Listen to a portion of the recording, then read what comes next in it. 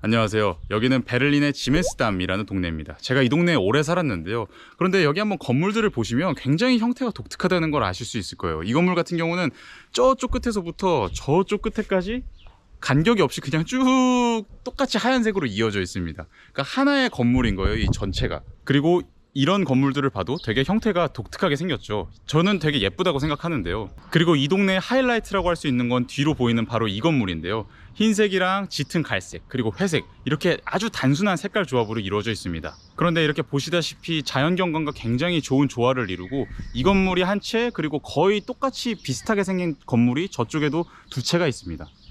그런데 이 동네가 베를린의 살짝 외곽 쪽에 위치하고 있기도 하고, 절대로 뭐 비싸거나 객관적으로 좋은 동네 그런 게 아니거든요. 여기가 이름이 지메스담인데 그 이유가 옛날에 지메스 본사가 이쪽에 있었고 지금도 본사가 여기 있습니다. 그리고 여기에 지메스 공장지대가 들어서면서 그쪽에서 일하는 사람들을 위해서 1920년대에 새롭게 만든 구역입니다. 그런데 지메스의 시설 중에 많은 것들이 이전하게 되면서 여기가 그렇게까지 많은 인구가 필요 없게 됐고, 그 이후로는 쇠락한 동네인데, 그러다가 요즘에 베를린의 인구가 증가하면서 이 동네도 되게 활기를 띠게 된 것 같아요. 그래서 저는 뭐 여기가 특별히 좋은 동네도 아니고, 이런 건물 보고 그냥 특이하게 생겼네, 형태가 되게 독특하다, 한국에서 못 보던 형식이다, 여기 독일에서도 다른 데서는 이런 건물들이 많이 없던데 여긴 좀 특이하네, 이러고 말았었거든요. 그러고 몇 달을 살았어요. 몇 달이 뭐야, 한 1년 넘게 그렇게 살았는데, 그러다가 제가 바이마르라는 소도시에 놀러 간 적이 있는데, 거기에서 바우하우스 박물관이라는 데를 갔어요. 바우하우스가 1920년대 30년대에 일어났던 굉장히 큰 디자인, 건축, 예술 다방면에 걸친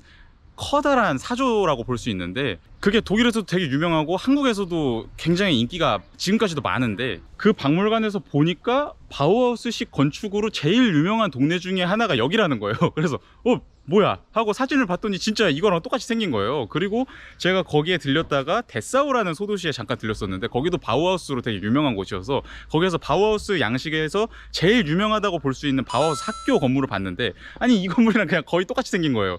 그래서 이 동네가 되게 이런 유서 깊은 곳이구나 하고, 그때 완전히 이 동네에 대한 시각을 바꾸게 됐고, 그러고 나서 보니까 가끔씩 사람들이 와가지고 가이드 한 명이 앞에서 말하고 있고, 사람들이 노트 필기를 하고 사진도 열심히 찍고 그러고 있는 거예요. 그래서 그때부터는 알았죠.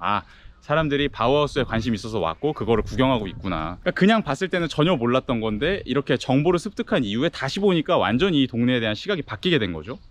만약에 제가 바우하우스에 대한 지식을 받아들이지 않았다면, 지식을 흡수하지 않았다면, 아마 이 동네는 그냥 저한테 예전과 똑같은 그런 동네로 계속해서 존재했을 겁니다. 영원히 그런 동네로 존재했을지도 몰라요. 그런데 제가 새롭게 받아들인 그 정보가 똑같은 공간에 대한 저의 경험을 완전하게 바꿔놓은 거죠. 저는 인간의 경험이란 기본적으로 우리가 주어진 것들을 어떻게 잘 받아들이냐에 의해서 결정된다고 생각합니다. 그러니까 우리는 많은 경우에 어떤 새로운 경험을 할까, 어떤 새로운 정보를 접할까, 그런 거에 관심을 두지만, 사실 똑같은 정보를 받아들이더라도 어떤 사람은 그걸 아주 잘 받아들여서 풍성한 경험으로 만들어내기도 하고, 어떤 사람은 거기서 빈약한 경험밖에 만들어내질 못하는데요. 저는 개인적으로 철학이라는 학문의 굉장히 커다란 한 가지 장점은, 우리가 세상에 대한 정보를 그것이 기존과 똑같은 형태로 주어진다고 해도 완전히 새로운 각도로 다방면에서 바라볼 수 있도록 만들어준다는 것에 있다고 생각합니다. 그리고 이러한 철학의 특성에 대해서 잘 설명하기 좋은 하나의 철학적 이론이 스피노자라는 철학자의 이론이라고 생각합니다.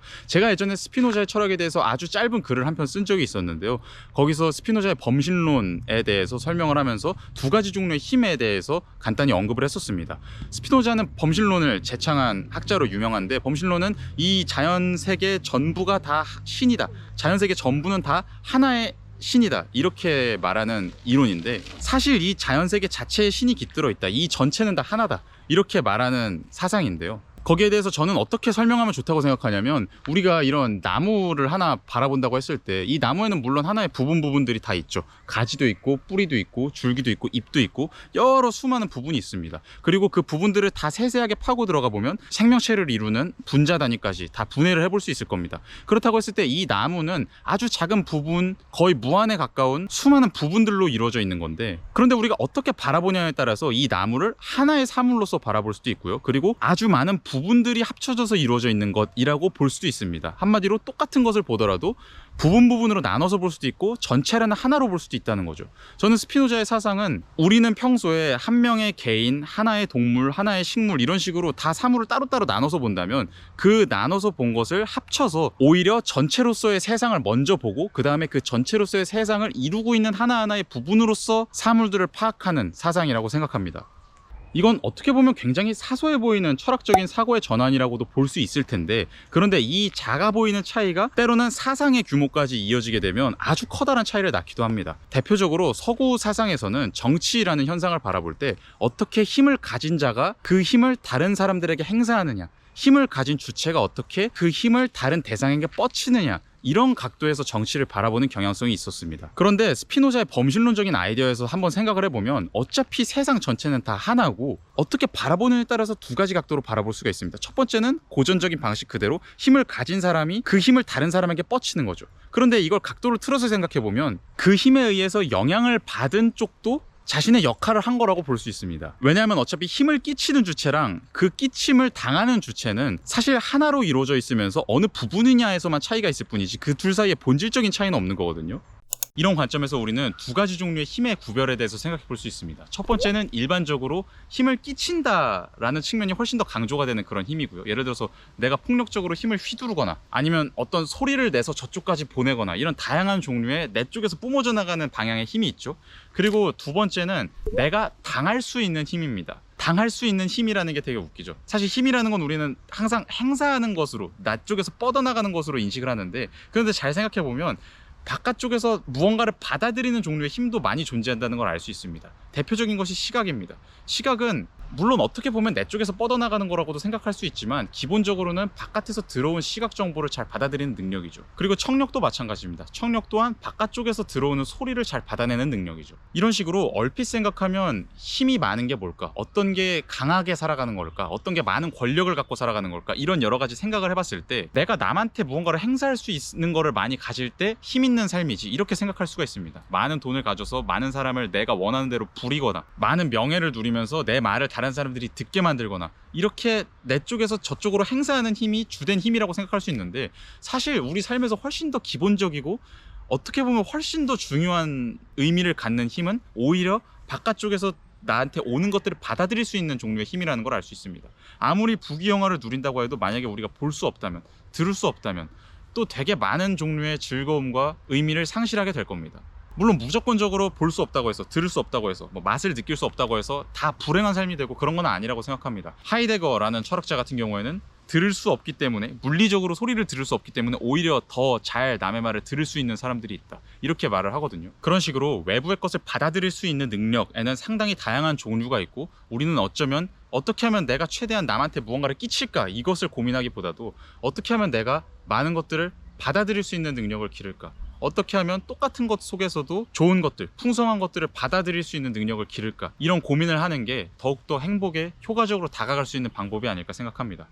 스피노자 같은 경우도 이 두 번째 의미의 수동적인 의미의 힘에 상당히 많은 관심이 있었고요. 그렇기 때문에 스피노자는 민주주의에 상당히 많은 관심을 갖고 민주주의를 지지하기도 했습니다. 왜냐하면 민주주의는 기본적으로 다른 사람들의 의견을 수용하는 능력에 기초한 정치 체계거든요. 어떻게 많은 사람들이 각각 목소리를 낼까도 중요하지만 그 사람들이 낸 각각의 목소리가 서로의 귀에 어떻게 전달되어서 사람들이 어떻게 그 의견을 받아들여서 서로 잘 조율해 나갈 것이냐, 그런 문제도 민주주의에서는 아주 핵심적인 문제라는 걸 알 수 있습니다. 그래서 스피노자는 좋은 정치, 특히 좋은 민주주의 정치가 잘 발달하려면 다양한 사람들의 의견을 최대한 들어볼 수 있는 제도가 확실히 마련되어 있어야 한다고 생각했고요. 그렇기 때문에 다양한 계층, 다양한 계급, 다양한 분야, 또 다양한 나이, 그런 사람들이 다 함께 의회에 모여서 서로 논의하는 과정을 거치는 게 민주주의 정치에서는 필수적이라고 주장을 했습니다. 네, 방금 말씀드린 이 스피노자 철학에 대한 이야기는 이번에 새롭게 나온 제 책에 포함이 되어 있고요. 철학자들은 대체 무슨 생각을 할까라는 책인데, 이 책은 제가 예전에 9시라는 웹 매거진에 연재를 좀 길게 했었습니다. 거의 60편 이상의 글을 썼었는데 그때 썼던 글들을 쭉 모아놓고 약간의 수정을 거치고 편집을 한 책입니다. 고대부터 완전히 지금 동시대까지 제가 그동안 배워왔고 중요하다고 흥미롭다고 느꼈던 철학자들의 생각을 아주 쉬운 언어로, 최대한 제 입장에서 쉬운 언어로 풀어놓은 내용이고요. 그때 그 9시 측의 대표님이 저를 뽑으실 때 제가 한번 심사를 받아야 되니까 원고를 보냈었어요. 근데 최대한 쉽게 써줬으면 좋겠다. 그래서 아주 쉽게 한번 내용을 써봤었는데 이거보다 더 쉬워야 될 것 같아요. 그러는 거예요. 그래서 저 입장에서는 정말 최대한 쉽게 쓴 책입니다. 제가 이전에 나왔던 책이 어떤 생각들은 나의 세계가 된다라는 책도 있잖아요. 그런데 그 책만 해도 제가 느끼기에는 꽤 어려운 책이라고 생각하거든요. 절대로 가볍게 쉽게 읽을 수 있는 책은 아니라고 생각해요. 그런데 아마 이번에 나온 이 철학자들은 대체 무슨 생각을 할까는 그것보다도 오히려 조금 더 쉽게 읽을 수 있는 책일 거고요. 그리고 어떤 생각들은 나의 세계가 된다에도 약간씩 포함되어 있는 내용들도 있어요. 그런데 똑같은 주제라고 해도 약간 다른 각도에서 풀어낸 내용들이고요. 그리고 그것 이외에도 제가 예전에 일상철학이라는 시리즈로 유튜브에 잠깐 업로드도 조금씩 했었는데 그때 업로드한 내용이 이 책에 똑같이 포함이 되어 있다고 보시면 됩니다. 그래서 뭐 내가 이 책을 꼭 사야 되나 이렇게 고민이 되시는 분들은 그 일상철학 영상들을 몇 개 보시면 만약에 괜찮네 이렇게 생각이 드시면 구매를 하시면 될 것 같아요. 이번 책은 어떻게 보면 저의 철학적인 사고의 여정의 프롤로그 같은 격이라고 볼 수 있을 것 같습니다. 제가 철학에 처음 관심을 갖기 시작했던 때인 고등학생 때부터 대학교 시절을 거쳐서 대학원에 다니면서 쭉 배워왔던 주요한 철학적인 내용들, 그리고 많은 다른 철학적인 지식들을 습득하기 위해서 꼭 알아야 될 중요한 내용들을 뽑아서 많이 포함을 시키려고 노력했고요. 저번에 나왔던 책이 조금 더 철학적인 지식을 가미해서 다른 일상적인 주제들을 풀어낸 책이라면